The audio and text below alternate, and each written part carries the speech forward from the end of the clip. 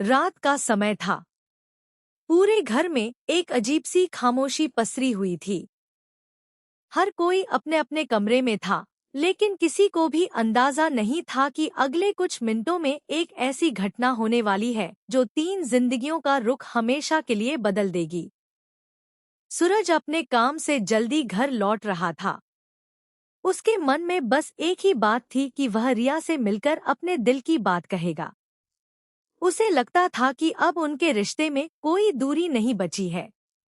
लेकिन किस्मत ने उसके लिए कुछ और ही लिख रखा था।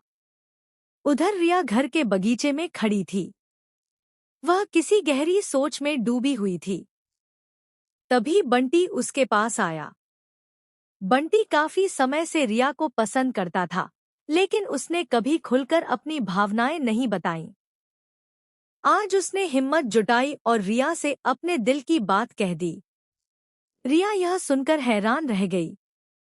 उसने बंटी को समझाने की कोशिश की कि वह उसे सिर्फ एक अच्छा दोस्त मानती है। बंटी ने अपनी भावनाओं पर काबू खो दिया। उसने अचानक रिया का हाथ पकड़ लिया। रिया ने हाथ छुड़ाने की कोशिश की, लेकिन इससे पहले कि वह कुछ समझ पाती, बंटी ने उसके गाल पर किस कर दिया। रिया एक पल के लिए बिल्कुल सन्न रह गई। उसने तुरंत बंटी को पीछे धक्का दिया और गुस्से में कहा कि उसने बहुत बड़ी गलती कर दी है। इसी बीच सूरज वहां पहुंच चुका था। उसने दूर से सिर्फ इतना देखा कि बंटी ने रिया को किस किया।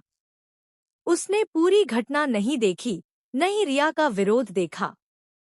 उसकी आंखों के सामने बस वही एक पल बार बार घूमने लगा। उसका गुस्सा 7वें आसमान पर पहुंच गया। सूरज तेज कदमों से दोनों की तरफ बढ़ा। उसके चेहरे पर दर्द, गुस्सा और विश्वास टूटने की झलक साफ दिखाई दे रही थी। उसने बिना कुछ सुने बंटी का कॉलर पकड़ लिया। दोनों के बीच जोरदार बहस शुरू हो गई। रिया बार बार समझाने की कोशिश करती रही कि जो सूरज ने देखा, सच्चाई उससे अलग है। लेकिन उस समय सूरज किसी की बात सुनने की हालत में नहीं था। बंटी भी अपनी गलती मानने के बजाय सूरज को उकसाने लगा। उसने कहा कि अब जो होना था, हो चुका है। यही बात सुनकर सूरज का गुस्सा और बढ़ गया। दोनों के बीच हाथापाई की नौबत आ गई।